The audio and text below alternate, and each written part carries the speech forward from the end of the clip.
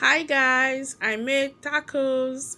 Let me show you exactly how it was made. Okay, in a bowl here I have 2 cups of flour, 1 teaspoon of salt, half a teaspoon of baking powder, and now I have 2 tablespoons of sugar and 1 tablespoon of vegetable oil. Okay, with your clean hands you want to mix this together.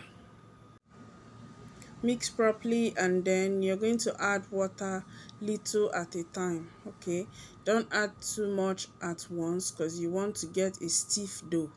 Okay, so you add little at a time until you get the consistency you're going to see me get.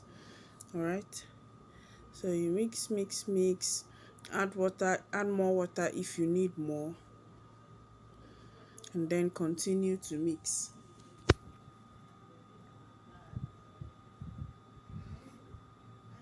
So next you want to bring it out to your table and knead for just about 5 minutes. You don't need to knead for too long.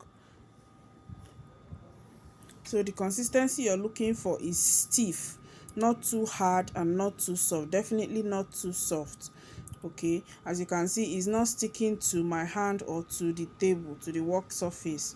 All right, so you just know, and I didn't sprinkle any flour on the table, so you just know how stiff it's supposed to be.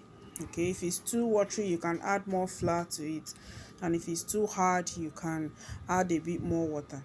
And then I'm cutting it into small sizes. I'm cutting it into small sizes before I roll. Okay, so you want to roll it as flat as possible. You want to roll it to be as flat as you can. Okay, and as you roll you lift it off the table to make sure it's not sticking to the table. You can sprinkle flour on the table before you roll, after which you cut out with whatever circle cutter you have. I'm using this plate as my guide in order to get even sizes. Okay, so you can use whatever circle plate or cutter you have to make sure the circles are perfect. Okay, all right, so that's how I roll to get my taco shells. That's what they are called, taco shells or tortilla bread. All right, so I'm cutting out with this circle plate.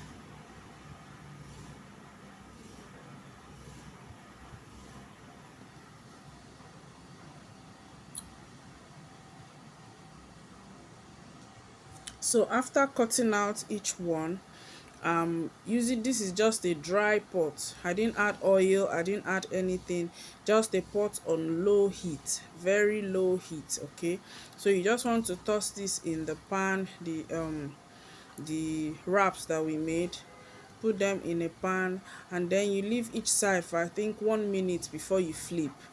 Okay, you just leave it until you start seeing very little brown dots, then you know each side is ready. Then you can flip to the other side to bake as well, or toast. All right, so if your pan is big enough you can do 3 at a time, 4 at a time. Okay, so that's just how this was made. So 1 minute on each side, or until you start to see little brown dots, then you can flip to the other side to also toast. All right, so that's how I make the wrap.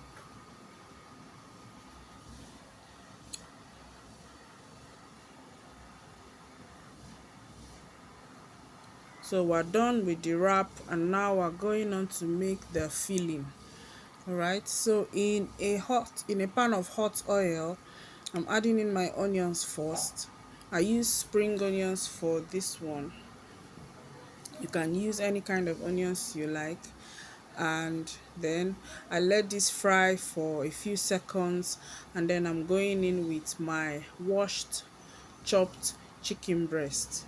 Okay, this is raw chicken breast that I cut into tiny squares. Okay, and then I'm going to let this fry for a while.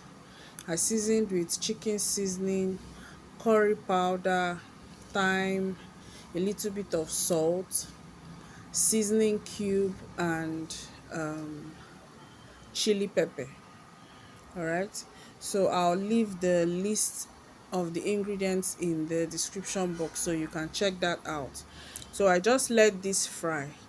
Okay, the chicken is going, I didn't add any water to this chicken. I didn't cook it with water. If I when I fry for a little bit, you see that the chicken will release its own juice. Okay, it released quite a lot of juice, and then I use that to cook the chicken until it dried up. All right, so I let this fry for, as long as it took. You just know. Okay, so this is what it looks like. I didn't add water to this. This is just the chicken juice being released, and I let this dry. Okay, I let it cook until it dried before I added these vegetables. So here I used carrots, green pepper and red pepper. Okay, so I'm going to add that into the chicken. Remember, I waited for the chicken water to dry. Chicken stock, chicken water, whichever one you understand. All right, I let that dry before adding the vegetables. Okay, because I'm just going to toss this around for a few minutes and we are done. Remember to taste your chicken to be sure the seasonings are enough. If you need to adjust the seasonings, you do so before adding the vegetables, because we're not going to cook the vegetables for long.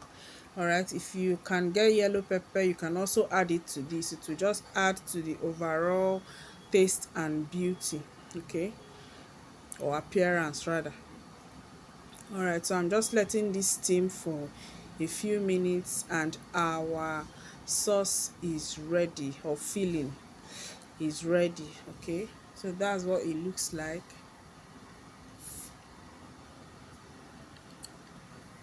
and it is ready. All right, so the taco shells we made, I put them into these little taco holders. This is what it looks like. This is what it looks like. You can make tacos whether or not you have those holders. I'll show you how to hold up your tacos at the end of this video. So in a bowl here, I'm adding in Bama mayonnaise and a little bit of condensed milk. Okay, that is the cream I use for my coleslaw. All right, it's really tasty.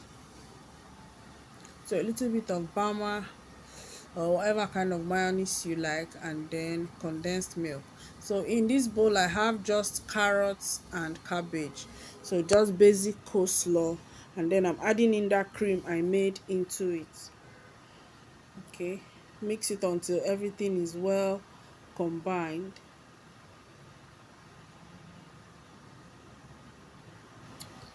So now I'm going to begin to put them together. All right, so you want to start with the coleslaw. The coleslaw goes in first, and then after that the chicken filling comes up next. Okay, so the coleslaw, your very creamy coleslaw, it has to be creamy, guys. Your creamy coleslaw goes in first, and then you're going to top it up with the chicken and vegetable fillings. Okay, and then your tacos is ready. So guys, if you've watched up to this point, please give this video a thumbs up, click on the like button, and let me know what you think in the comment section. You can also leave your questions there as well, and I'll be sure to respond. Okay, and please, if you haven't subscribed to this channel, click on the subscribe button so you see more amazing videos of mine. And if you don't have a taco holder, you can use this kind of dish and it will come out just, it will look just fine.